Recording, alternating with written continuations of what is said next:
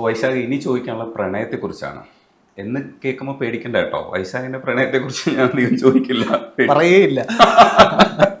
അതാ ഇങ്ങനെ നിലപാടെടുത്ത് വെച്ചിരുന്നത് എന്ത് ചെയ്യും, സുമുഖനും സുന്ദരനുമായിട്ടുള്ള സർവോപരി ഇത്തരത്തിലുള്ള വിജ്ഞാനത്തിൽ താല്പര്യമുള്ള ഒരു മനുഷ്യനായിട്ടുള്ള മനുഷ്യനെ ഇങ്ങനെ പ്രവഹിക്കുകയാണ്. ഈ ഊർജം പ്രവഹിച്ചിട്ട് ഇതൊക്കെ കണ്ടില്ലെന്നടിക്കാൻ കാമുനിമാർക്ക് പറ്റുമോ? എനിക്ക് കരിക്ക് സീരീസ് ഒരു ഡയലോഗ് മാത്രമേ പറയാനുള്ളൂ, സുഖിച്ചു. പക്ഷെ ഒറ്റാൻ തടിയായിട്ട് നടന്നു കഴിഞ്ഞാൽ ചോദിക്കില്ലേ, നമ്മുടെ ശാസ്ത്രപ്രചാരകർ കൂടെ വന്ന് ചോദിക്കില്ലേ, ഇത്തിരി പ്രായമുള്ളവരൊക്കെ വന്ന് ചോദിക്കില്ലേ, വൈശാഖ് ഇങ്ങനെ നടന്നാൽ മതി എന്ന് ചോദിക്കില്ലേ? സഹിക്കുന്നില്ലേ സഹിക്കുന്നില്ലേ എന്ന് ചോദിക്കും ഉള്ളില്. ചില അത് അങ്ങനെ പെർമനന്റ് ഡിസിഷൻസ് ഒന്നും അല്ല, വരട്ടെ. അതെ അതെ, ഇപ്പൊ പൊക്കോണ്ടിരിക്കുകയാണ്. കൂടുതൽ സുന്ദരിയായ ചെറുപ്പക്കാരികൾ എത്തിക്കൊള്ളുക, പക്ഷെ ശാസ്ത്രബോധം ഉണ്ടാവണം, ഇല്ലെങ്കിൽ ഇവിടെ കടത്തിവിടില്ല. അങ്ങനെയുണ്ടോ വൈശാഖ? ശാസ്ത്രബോധം എന്നൊന്നും ഞാൻ വിളിക്കില്ല, ബോധം. സാമാന്യ ബോധം ഉണ്ടാവണം, ബോധം എന്ന രീതിയിൽ. നമ്മള് കമ്പാറ്റബിലിറ്റി അല്ലെങ്കിൽ മേറ്റ് സെലക്ഷൻ എന്നൊക്കെ പറഞ്ഞാൽ ഭയങ്കര കോംപ്ലക്സ് ബിസിനസ് ആണ്. അതിനകത്ത് ഒരുപാട് കാര്യങ്ങൾ വരും. ബോധം ഇല്ലെങ്കിലും ചിലപ്പോൾ വർക്ക് ചെയ്യും. അതെ, അത് ചിലപ്പോൾ അറിയാൻ പറ്റില്ല, ഇതെന്താണെന്ന് നമുക്ക് കൃത്യമായിട്ട് പറയാൻ പറ്റില്ലല്ലേ. അതെ, ഇത് വേറൊരു മെക്കാനിസം ആണ്. എന്താണെന്ന് തിരിച്ചറിയാത്ത, എന്താണെന്ന് വെളിയിൽ തിരിച്ചറിയാൻ പറ്റും, മറ്റേ ഇതിനകത്ത് ഏർപ്പെടുന്ന ആളുകൾ തിരിച്ചറിയാൻ പറ്റില്ല എന്താണ് സംഭവിച്ചത്. ആ മെക്കാനിസം അങ്ങനെയാണ്, ഇത് തിരിച്ചറിഞ്ഞാൽ ഇത് നടക്കില്ല. അത് ഈ സ്പാർക്ക് എന്ന് പറയുന്ന ഒരു സംഭവം ഉണ്ട്. നമ്മളിപ്പോ എന്താണെന്ന് തിരിച്ചറിയാതെ തന്നെ നമ്മൾ അയാളിലേക്ക് അട്രാക്റ്റഡ് ആവുന്ന, ചിലപ്പോ അറിയായിരിക്കും, ഇൻഡയറക്റ്റ് ക്യൂസ് ആണ് പലപ്പോഴും നമ്മുടെ സബ് കോൺഷ്യസ് ആയിട്ടായിരിക്കും അസസ് ചെയ്യുന്നത്. നമുക്ക് തന്നെ മനസ്സിലാവില്ല നമ്മളതിനകത്ത് എന്താണ് കാണുന്നത്. അത് വേറൊരു തരം, ഇതിനൊരു ബേസിക് നെസസിറ്റി ആണല്ലോ നമ്മുടെ എന്നുള്ള രീതിയിലല്ല. സെക്ഷലി റീപ്രൊഡ്യൂസ് ചെയ്യുന്ന എല്ലാ ജീവികൾക്കും ഇതൊരു നെസസിറ്റിയാണ്. ഇതില്ലെങ്കിൽ സർവൈവൽ ഇല്ല. ആ ജീവവംശം ഇല്ലാതായി എന്ന് കൂട്ടിയാൽ മതി. അപ്പോൾ ഇന്ന് സർവൈവ് ചെയ്യുന്ന എല്ലാ സെക്ഷലി റീപ്രൊഡ്യൂസിങ് ആയിട്ടുള്ള എല്ലാ ജീവികൾക്കും ഇതൊരു നെസസിറ്റി ആയതുകൊണ്ട് തന്നെ ഇതിനെന്തെങ്കിലും ഒരു മെക്കാനിസം ബയോളജിക്കലി ഉണ്ടാവും. ആ മെക്കാനിസം ഇല്ലെങ്കിൽ ആ ജീവി ഇല്ല എന്നാണ് അർത്ഥം. അപ്പോൾ ഉണ്ടെങ്കിൽ അതുണ്ട് എന്നാണ് അർത്ഥം. പക്ഷെ നമ്മൾ കാൽപ്പനിക ഭാവങ്ങളും നമ്മുടെ കസർത്തുകളുമാണെന്ന് വിശ്വസിച്ചിട്ട് പലതും ചെയ്യാറുണ്ട്. ചിലർക്ക് ക്ലിക്കാവും, ശരിയാണ്. നമ്മൾ പരസ്പരം ഇഷ്ടപ്പെടുന്ന കാര്യങ്ങൾക്കൊക്കെ ഇതിനകത്തൊക്കെ പങ്കുണ്ട്. പക്ഷേ എത്രത്തോളം പങ്കുണ്ട് ഇല്ല എന്നൊക്കെ പറഞ്ഞാലും ഇതൊക്കെ ഇപ്പോഴും സംഭവിക്കുന്നത് പലതരത്തിലുള്ള കാര്യങ്ങൾ പരിശോധിച്ചാൽ നമുക്ക് മനസ്സിലാക്കാൻ പറ്റുള്ളൂ. നമുക്ക് മനസ്സിലാക്കിയെടുക്കാൻ പറ്റുമോ? ഇതും ഒരു കാരണമാണ്. നമ്മൾ ബയോളജിക്കൽ വേൾഡിലേക്ക് നോക്കി ഇത്തരം കാര്യങ്ങൾ മനസ്സിലാക്കണം. നമ്മൾ മനുഷ്യരിൽ ഒതുങ്ങി എന്ന് ആലോചിച്ചാൽ പിടികിട്ടില്ല ശരിക്കുള്ള സ്ഥിതികൾ. മറ്റു ജീവികളിലേക്ക് നമ്മൾ നോക്കണം. ഈ കാണിക്കുന്ന കസർത്തുകളും കലാപങ്ങളും ഒക്കെ മറ്റു ജീവികളിലുണ്ട്. നമ്മളെക്കാൾ കൂടുതലാണ് മറ്റു ജീവികൾ. കാരണം നമുക്ക് ഇതിനൊക്കെ ഒരു മെഷീനറി നമ്മൾ ഉണ്ടാക്കി വെച്ചിട്ടുണ്ട്. ഒരു നിയതമായിട്ടുള്ളൊരു ചട്ടക്കൂടൊക്കെ ഉണ്ടാക്കിയെടുത്തിട്ടുണ്ട്. ഉണ്ടായിരുന്നതല്ല, ഉണ്ടാക്കിയെടുത്താണ്. ഇതില്ലാത്ത ജീവികളിൽ ഇത് കാണാൻ പറ്റും. അതായത് ബേസിക്കലി വേണ്ടത് റീപ്രൊഡക്ഷനാണ്. അതിനാണ് മെയിൽ ഫീമെയിൽ എന്ന് പറയുന്ന ഡിഫറൻസ് വേണ്ടി വരുന്നത്. അതായത് ഇതിന് ഈ ഡിഫറൻസ് പ്രസക്തമല്ലാത്ത ജീവികളുണ്ട്, എസെക്ഷൽ റീപ്രൊഡക്ഷൻ ചെയ്യുന്ന ജീവികൾ. അവരെ സംബന്ധിച്ചിടത്തോളം ഒരു അമീബയ്ക്ക് അടുത്ത തലമുറ ഉണ്ടാക്കാൻ ഒറ്റയ്ക്ക് മൂഡ് വന്നാൽ മതി. ഒരു മൂഡ് വരുന്നു റീപ്രൊഡക്ഷൻ, ഓക്കെ, 2 സെല്ലായിട്ട് മാറും. പക്ഷേ സെക്ഷൽ റീപ്രൊഡക്ഷനിലേക്ക് വരുമ്പോൾ അങ്ങനെയല്ല. പങ്കാളികൾ വേണം, അവർ സഹകരിക്കണം. അപ്പം നോക്കുമ്പോൾ ശരിക്കും അത് കോംപ്ലിക്കേറ്റഡ് ആണ് റീപ്രൊഡക്ഷൻ. പക്ഷേ എന്നിട്ടും ഭൂമിയിലെ ജീവികളിൽ നല്ലൊരു പങ്കും, പ്രത്യേകിച്ച് വലിയ ജീവികൾ, സിംഗിൾ സെല്ലുലാർ അല്ലാത്ത വലിയ ജീവികളിൽ ഭൂരിഭാഗവും സെക്ഷൽ റീപ്രൊഡക്ഷനാണ് ചെയ്യുന്നത്. ഇത്രയും ട്രിക്കി ആയിരുന്നിട്ട് എന്തുകൊണ്ടാണ് സെക്ഷൽ റീപ്രൊഡക്ഷൻ ഈ ഫേവർ ചെയ്യപ്പെടുന്നത് നേച്ചറിൽ എന്ന് വെച്ച് കഴിഞ്ഞാൽ അതിന് അഡ്വാൻറ്റേജസും ഉണ്ട്. അതായത് പുതിയ തലമുറ പഴയ തലമുറയുടെ എക്സാക്ട് കോപ്പിയല്ല. ഇതൊരു വലിയ അഡ്വാൻറ്റേജാണ്. നമ്മൾ മനസ്സിലാക്കിയാൽ ജനറ്റിക്കലി ഡൈവേഴ്സ് ആകുമ്പോൾ നമ്മളെ അറ്റാക്ക് ചെയ്യാൻ സാധ്യതയുള്ള മറ്റ് പ്രൊഡേറ്റേഴ്സിനോ പാരസൈറ്റ്സിനോ, പ്രത്യേകിച്ച് പാരസൈറ്റുകൾ എപ്പോഴും ഒരു ശരീരത്തിനകത്ത് കയറി സർവൈവ് ചെയ്യുന്നത് ആ ശരീരത്തിൻ്റെ ഒരു ജനറ്റിക് വീക്ക്നെസ്സിനെ എക്സ്പ്ലോയിറ്റ് ചെയ്യുന്നുണ്ടാണ്. ഇപ്പോൾ ഒരു എസെക്ഷൽ റീപ്രൊഡ്യൂസ് ചെയ്യുന്ന ഒരു ജീവിയിലേക്ക് ഒരു പാരസൈറ്റ് അറ്റാക്ക് ചെയ്താൽ അതിൻ്റെ സകല തലമുറയിലേക്ക് അറ്റാക്ക് ചെയ്യാൻ പറ്റും. കാരണം സെയിം ജെനറ്റിക്സ് ആണ്. ഇപ്പോൾ ഏറ്റവും ഫേമസ് ആയിട്ട് ഇതിനകത്ത് പറയാവുന്ന ഒരു എക്സാമ്പിൾ ഈ പൊട്ടറ്റോ, നമ്മുടെ പ്ലാന്റ് ആണ്. അത് എസെക്ഷൽ ആയിട്ടാണ് റീപ്രൊഡ്യൂസ് ചെയ്യുന്നത്. അപ്പോൾ ബ്രസീലിലൊരു ഗ്രേറ്റ് പൊട്ടറ്റോ ഫാമിൻ ഉണ്ടായിട്ടുണ്ട്. അതായത് പൊട്ടറ്റോയെ അറ്റാക്ക് ചെയ്യാൻ കഴിയുന്നൊരു പാരസൈറ്റ് വന്നു കഴിഞ്ഞാൽ ആ ഏരിയയിലുള്ള അതിൽ നിന്ന് മുളച്ചതും അത് മുളച്ചു വന്നതായിട്ടുള്ള സകല പൊട്ടറ്റോയ്ക്കും ഒരേ ഒരേ ജെനറ്റിക്സ് ആണുള്ളത്. എല്ലാത്തിനും അറ്റാക്ക്. അത് അവരുടെ സ്റ്റേപ്പിൾ ഫുഡായിരുന്നു, അവരുടെ എക്കോണമിയുടെ ഇൻറ്റഗ്രൽ പാർട്ടായിരുന്നു. വലിയ ക്ഷാമം ഉണ്ടായി. ഇതൊരു സെക്ഷലി റീപ്രൊഡ്യൂസിങ് ചെടിയായിരുന്നുണ്ടെങ്കിൽ സംഭവിക്കത്തില്ല. അപ്പോൾ സെക്ഷൽ റീപ്രൊഡക്ഷൻ അഡ്വാൻറ്റേജ് ഇതാണ്. ഇപ്പോൾ എൻ്റെ അച്ഛൻ്റെയോ അമ്മയുടെയോ ജെനറ്റിക്സിൻ്റെ എക്സാക്ട് കോപ്പിയല്ല ഞാൻ മിക്സാണ്. ഇപ്പോൾ എൻ്റെ അച്ഛനെ അറ്റാക്ക് സർവൈവ് ചെയ്യാൻ കഴിഞ്ഞ ഒരു പാരസൈറ്റിനെ എന്നെ ആ ഈസിനെസ്സിൽ അറ്റാക്ക് ചെയ്യാൻ പറ്റില്ല. കാരണം ഞാൻ എൻ്റെ അതേ കോപ്പിയല്ല. അപ്പോൾ അതുകൊണ്ടാണ് എല്ലാ ജീവികളിലും ഈ സെക്ഷൽ റീപ്രൊഡക്ഷൻ കൂടുതൽ ഫേവർ ചെയ്ത് നിൽക്കുന്നതിൻ്റെ കാരണം. പക്ഷെ ആ സമയത്ത് ഈ പ്രശ്നമുണ്ട്, 2 സെല്ലുകൾ കമ്പൈൻ ചെയ്യണം. അപ്പോൾ ഈ സെല്ലുകളിൽ പകുതി ജെനറ്റിക്സേ പാടുള്ളൂ, ഒരേ സ്പീഷീസ് ആണല്ലോ. അപ്പോൾ ഇത് ചേരുമ്പോഴാണ് ഇത് കംപ്ലീറ്റ് ആകുന്നത്. അപ്പോൾ ഈ 2 സെല്ലുകൾ എന്ന് പറഞ്ഞാൽ രണ്ട് ശരീരത്തിലായിരിക്കുന്നത്. അപ്പോൾ ഈ രണ്ടും കൂടെ ഒരിടത്ത് വരണം. ഒന്നുകിൽ ഒരെണ്ണം മറ്റൊരു ശരീരത്തിലേക്ക് ചെല്ലണം, അല്ലെങ്കിൽ ഇത് രണ്ടും കൂടെ ഒരു സ്ഥലത്തേക്ക് വരണം. ഇപ്പോൾ മീനുകളൊക്കെ ആണെങ്കിൽ വെളിയിലേക്ക് മുട്ടയിട്ടിട്ട് മീനിൻ്റെ സ്പേം ആ മുട്ടയിലേക്കാണ് പോകുന്നത്. പക്ഷേ മറ്റ് ഭൂരിഭാഗം ജീവികളിലും തിരിച്ച് അവ ഇണ ചേരുമ്പോൾ ഒരു ശരീരത്തിൽ നിന്ന് മറ്റൊരു ശരീരത്തിലേക്ക് സെല്ല് ട്രാൻസ്ഫർ ചെയ്യപ്പെടും. ഈ ട്രാൻസ്ഫർ ചെയ്യപ്പെടുന്ന സെല്ലിനുള്ള ഗുണങ്ങളും അത് സ്ഥിരമായിട്ടിരിക്കുന്ന സെല്ലിൻ്റെ ഗുണങ്ങളും 2 എണ്ണമാണ്. കാരണം 2ൻ്റെയും സ്ട്രാറ്റജി ഡിഫറൻ്റ് ആണ്. അപ്പോൾ മൂവ് ചെയ്യേണ്ട സെല്ല് ചെറുതാകുന്നതാണ് നല്ലത്.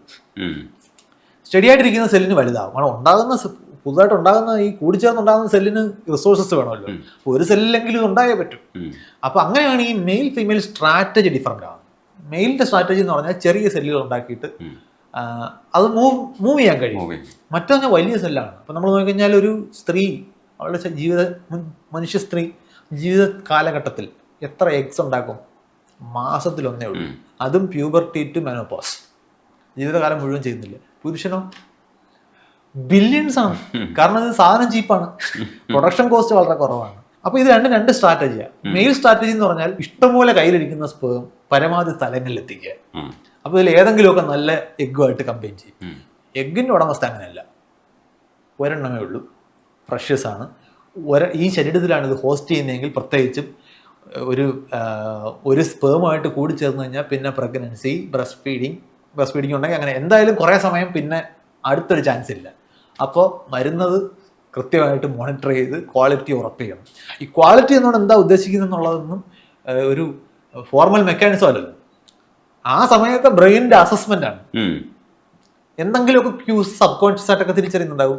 നല്ല മസിൽ ബലമുള്ള, അത് ഞാൻ മനുഷ്യൻ്റെ കാര്യം മാത്രമല്ല പറയുന്നത്, വലിപ്പമുള്ളത്. നമ്മൾ സെക്ഷൽ ഡൈമോർഫിസം എന്ന് പറയുന്ന വാക്ക് ബയോളജിയിലുണ്ട്. അതായത് ഫീമെയിൽ മെയിൽ എന്നിൽ ശരീര വലിപ്പത്തിൽ വ്യത്യാസമോ ശരീരത്തിൻ്റെ സവിശേഷതകളിൽ വ്യത്യാസം. ഇപ്പോൾ ആൺമയിലും പെൺമയിലും തമ്മിൽ വലിയ വ്യത്യാസമുണ്ട്. അതൊരു സെക്ഷൽ ഡൈമോർഫിസമാണ്. മനുഷ്യരിൽ സെക്ഷൽ ഡൈമോർഫിസം കമ്പാരിറ്റീവ്ലി കുറവാണ്. സ്ത്രീയുടെയും പുരുഷൻ്റെ ശരീരം തമ്മിൽ നമുക്ക് വ്യത്യാസം അറിയാം, എങ്കിലും വേറൊരു ഏലിയൻസ് വന്നു കഴിഞ്ഞാൽ ഒറ്റയടിക്ക് മനസ്സിലാകുന്ന അത്ര വലിയ വ്യത്യാസങ്ങളില്ല. പക്ഷെ ഒരു ആംഗ്ലർ ഫിഷ് എന്ന് പറയുന്നൊരു മീനുണ്ട്. അത് ശരിക്കും ഫീമെയിൽ മീനിൻ്റെ അടുത്ത് മെയിൽ മീൻ നിന്ന് കഴിഞ്ഞാൽ ആ ഫീമെയിലിൻ്റെ അടുത്തൊരു പൊട്ട് കിടക്കുന്ന പോലെ തോന്നും. കാരണം അത് അത്രയും ചെറുതാണ്. ഈ ആശാൻ ഇണ ചേരുമ്പോൾ ഈ ശരീരത്തിൻ്റെ അകത്തേക്ക് കയറി പോവുക ചെയ്യും. കാരണം അത്രയും സൈസ് ഡിഫറൻസ് ഉണ്ട്. അതൊക്കെ വലിയ ഡൈമോർഫിസങ്ങളാണ്.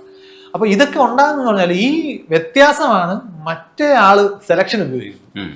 ഇപ്പോൾ ആൺമയിൽ ഈ പീല് ചുവന്നുകൊണ്ട് നടക്കുന്നത് വലിയ അധ്വാനമാണ്. കാരണം ഈ പുള്ളിക്ക് ഇത് പെട്ടെന്ന് പറന്നു പോകാൻ പറ്റില്ല, ഭയങ്കര വെയിറ്റ് ആണ്. ഇതുകൊണ്ട് വേറെ ഗുണമൊന്നുമില്ല, ഷോ മാത്രമേ ഉള്ളൂ. പക്ഷെ ആ ഷോയ്ക്ക് ഗുണമുള്ളതുകൊണ്ടാണ് സർവൈവ് ചെയ്യുന്നത്. എന്താണ് ഗുണം എന്ന് പറഞ്ഞാൽ പെൺമയിലിനെ അട്രാക്ട് ചെയ്യാനും പെൺമയിൽ ഇതിനെ ഒരു ഫിറ്റ്നസ് ആയിട്ടാണ് കാണുന്നത്. ഇവൻ ഇത്രയും വലിയ ഒരു ഇതും ചുവന്നുകൊണ്ട് നടക്കുന്നുണ്ടെങ്കിൽ ഇവൻ ആള് സ്ട്രോങ് ആണ്. ഇതാണ് ഈ മാനുകളുടെ കൊമ്പ്, ഒരു ഗുണമില്ല. ഇത് എവിടെയെങ്കിലും ഏതൊക്കെ വള്ളിയിൽ ഇങ്ങനെ കുരുങ്ങി തീർന്നു. ഒരു പുലി ഓടിക്കുകയാണ്, വള്ളി കുരുങ്ങി തീർന്നു. പക്ഷെ ഈ റിസ്ക് എടുത്താലും ഇത് കൊണ്ടു നടക്കാന്ന് പറയുന്നത് ഭയങ്കര ഒരു ഡിസ്പ്ലേ ഓഫ് പവറാണ്. എല്ലാവരും ഇത് തന്നെ ആയിക്കൊള്ളുന്നില്ല. ആ ജീവികൾ ഇവോൾവ് ചെയ്ത് വന്ന ആ ഒരു ജീവി, മിക്കവാറും ജീവികളുടെ സെലക്ഷൻ നടത്തുന്നത് പെണ്ണാണ്. കാരണം പെണ്ണിനാണ് ഈ സ്ക്രീനിങ് ആവശ്യം. അപ്പോൾ നമ്മൾ നോക്കിക്കഴിഞ്ഞാൽ പെണ്ണുങ്ങൾക്ക് വേണ്ടിയുള്ള അടി മിക്കവാറും സെക്ഷൽ റീപ്രൊഡ്യൂസ് ചെയ്യുന്ന മിക്ക അനിമൽസിലും പുരുഷന്മാർ സ്ത്രീകൾക്ക് വേണ്ടി അടി കൊടുക്കും. ഓക്കെ, എക്സെപ്ഷൻസ് ഉണ്ട്. പക്ഷെ അതല്ല, അതിൻ്റെതായ സാഹചര്യങ്ങൾ ഇവോൾവ് ചെയ്ത് വരുന്നത്. ജനറൽ ട്രെൻഡ് ഇങ്ങനെയാണ്. അപ്പോൾ ഈ ഒരു അസസ്മെൻറ്റ് എങ്ങനെയാണ് നമ്മൾ നടത്തുന്നത്? അപ്പോൾ നമ്മൾ ബേസിക്കലി ഫിസിക്കൽ അട്രാക്റ്റീവ്നെസ്.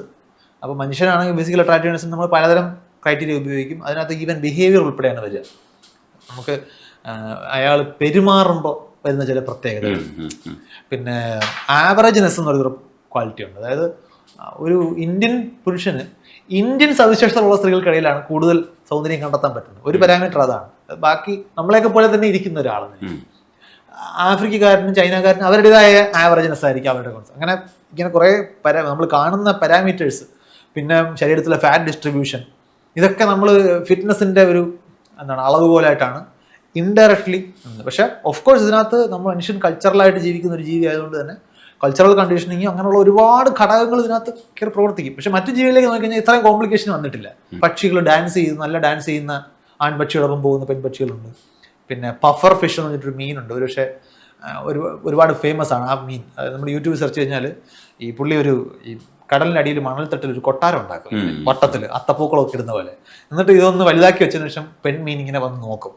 അവൾ ഇതിനകത്ത് ഇംപ്രസ്ഡ് ആണെങ്കിൽ ചേട്ടാ പോവാം എന്ന് പറഞ്ഞിട്ട് അവൾ അവന്റെ കൂടെ പോകും. ഇത് ഇംപ്രസ്ഡ് അല്ലെങ്കിൽ അവൻ നിരാശനായിട്ട് അവൻ കുറച്ചുകൂടെ വലുതായിട്ട് ഇത് ഉണ്ടാക്കും. എന്തിനാണ് ഈ അധ്വാനമൊക്കെ കാണിക്കുന്നത്? ബേസിക്കലി സെക്ഷുവൽ സെലക്ഷൻ എന്ന് പറഞ്ഞാൽ നമ്മളെ മുമ്പോട്ടുള്ള ഈ ഇവല്യൂഷൻ ഡ്രൈവ് ചെയ്യുന്ന പ്രധാനപ്പെട്ട ഫാക്ടേഴ്സിലൊന്നാണ്. ഒരു പെൺജീവി ആൺജീവിയിൽ എന്തൊക്കെ ക്വാളിറ്റീസ് ആണ് പ്രിഫർ ചെയ്യുന്നത് അത് ആ ആണുങ്ങളുടെ ഇടയിൽ കൂടുതൽ സെലക്ട് ചെയ്യപ്പെട്ടുകൊണ്ടിരിക്കും. മയിലുകൾക്കിടയിൽ വാലാണെന്നുണ്ടെങ്കിൽ മാനുകൾക്കിടയിൽ കൊമ്പാണെന്നുണ്ടെങ്കിൽ അങ്ങനെ. ഇത് ഉൾപ്പെടെ കൾച്ചറലായിട്ടൊക്കെ കിട്ടുന്ന കുറേ ക്യൂസ് നമ്മൾ ഡയറക്റ്റ് ആയിട്ട് ഈവൻ സ്മെല്ല്, ബോഡി ഓർഡർ, ഇതുൾപ്പെടെ എന്തിനാണ് ഈ ആക്സിന്റെ ഒക്കെ പരസ്യത്തിന് ഇങ്ങനെ കാണിക്കുന്നത്? Body order is very critical. നമ്മൾ ചില ആളുകൾ പറയാറുണ്ട് അടുത്ത് ചെന്നപ്പോഴാണ് പെട്ടെന്നൊരു റിപ്പൽഷൻ, അതുവരെ കണ്ടപ്പോൾ അതായത് അവരങ്ങനെ അസഹ്യമായിട്ടൊരു സ്മെല്ലോ റിപ്പലിംഗ് ആയിട്ടുള്ള സ്മെല്ലോ ഒന്നും അല്ല, പക്ഷെ ആ സ്മെല്ല് ഇഷ്ടപ്പെട്ടില്ല. എന്തോ ഒരു സ്മെല്ലിലൊരു പ്രശ്നം. ആ സ്മെല്ലെന്നുള്ള വാക്കൊക്കെ നമുക്കൊരു നെഗറ്റീവ് ടച്ച്, അങ്ങനെയല്ല, ആ ആളുടെ ബോഡി ഓർഡർ ഇഷ്ടപ്പെട്ടില്ല, ഇങ്ങനെ പറയുന്ന ആൾക്കാരുണ്ട്. പെട്ടെന്ന് ആ സ്പാർക്ക് കത്തിപ്പോയി, അണഞ്ഞുപോയി, അങ്ങനെയൊക്കെ പറഞ്ഞു. ഇത് ഇങ്ങനെ കുറെ ഇൻഡയറക്റ്റ് ക്യൂസ് അത് വർക്ക് ചെയ്യുന്നുണ്ട്. ഭയങ്കര കോംപ്ലിക്കേറ്റഡ് ആണ്. പക്ഷെ ഒരുപാട് ഡെക്കറേഷൻസ് ഒക്കെ ഉണ്ടെങ്കിൽ അൾട്ടിമേറ്റ്ലി അടുത്ത തലമുറയാണ് നമ്മുടെ പ്രശ്നം. അതാണ് ഉള്ളത്. അപ്പം സാഹിത്യത്തിനാണോ ശാസ്ത്രത്തിനാണോ കൂടുതൽ ആ സാഹചര്യത്തിൽ ഒരു പ്രോമിനൻസ് ഉള്ളത്, അതിനനുസരിച്ച് സെലക്ട് ചെയ്യപ്പെടും. അപ്പം ഒരുപാട് ഘടകങ്ങൾ. അതെ, ഒന്നുകിൽ നമ്മൾ സാഹിത്യം പറയാം, ഇല്ലെങ്കിൽ ശാസ്ത്രം പറയാം. അത് മാത്രമല്ല, ഇതൊന്നും പറഞ്ഞില്ലെങ്കിലും ചിലപ്പം അതാ ഞാൻ പറയും അപ്പൊ ആരും നിരാശപ്പെടേണ്ട. നമ്മളെ പ്രണയത്തിലാവുമ്പോൾ ആദ്യം ഏറ്റവും പെട്ടെന്ന് സപ്രസ് ചെയ്യപ്പെടുന്ന ഭാഗം എന്ന് പറഞ്ഞാൽ ഈ റീസണിങ് എബിലിറ്റിയാണ്. ഓക്കെ, മറ്റേ ആളിലുള്ള പല അസസ്മെന്റുകളും തെറ്റും. നമ്മളെല്ലാം ഐഡിയലൈസ് ചെയ്താണ് ചിന്തിക്കുക. കുറെ കഴിയുമ്പോൾ ഇതിനകത്ത് കുറെ ഹോർമോൺസ് വർക്ക് ചെയ്യുന്നുണ്ട്. ഫിനൈൽ ഇഥൈൽ അമീൻ എന്നൊക്കെ പറഞ്ഞ കുറെ ഹോർമോൺസ് വർക്ക് ചെയ്യുന്നുണ്ട്. ഈ ഹോർമോൺ പ്രത്യേകിച്ച് PA മോളിക്യൂൾ ഓഫ് ലവ് എന്നാണ് വിളിക്കുന്നത്, ഫിനൈൽ ഇഥൈൽ അമീൻ. ഇതൊരു ഏതെങ്കിലും ഒരാൾ നമ്മളിൽ ഇത് സെക്രിറ്റ് ചെയ്യാനുള്ള ഒരു സ്റ്റിമുലേഷൻ ഉണ്ടാക്കി കഴിഞ്ഞാൽ ഇതൊരു 3 വർഷം ഇതിങ്ങനെ നിൽക്കും. ഇത് കഴിഞ്ഞാൽ ഈ സാധനം പോകും. ഇത് പോകുമ്പോഴുള്ള കുഴപ്പമെന്ന് പറഞ്ഞാൽ അസസ്മെന്റ് ഒക്കെ പിന്നെ അങ്ങോട്ട് റാഷണൽ ആവാൻ തുടങ്ങും. അപ്പോൾ അതുവരെ കാണാത്ത കുറ്റങ്ങളൊക്കെ കാണും. അപ്പൊ നമ്മൾ പറയും നീ ഇപ്പൊ പഴയ ആളല്ല, ആള് പഴയതാണ്, നമ്മളിപ്പോഴാണ് പലതും കാണുന്നത്. അപ്പൊ അതുകൊണ്ട് ഇങ്ങനെയുള്ള ജാമ്യം കൂടെ. അപ്പൊ ഇതിന്റെ പുറത്ത് എന്തെങ്കിലുമൊക്കെ എന്താണ് ഗുണ്ടാവണ്ടികൾ ഒപ്പിച്ചു കഴിഞ്ഞാൽ കുറെ ഹോർമോൺസിന്റെ ഒക്കെ പേര് പറഞ്ഞ് തൽക്കാലം നമുക്ക് കഴിച്ചിലാക്കാം. അപ്പോൾ വൈശാഖനോട് സംസാരിച്ചിരിക്കുമ്പോൾ എനിക്ക് സമയം പോയത് അറിഞ്ഞിട്ടില്ല. അതുകൊണ്ട് തന്നെ ഞാൻ ഈ പദ്ധതി തുടരും. അതെ, അപ്പോൾ വൈശാഖ, ഈ ഭാഗം നമുക്കിവിടെ അവസാനിപ്പിക്കാം. നന്ദിയുണ്ട് സംസാരിക്കാൻ കഴിഞ്ഞാൽ.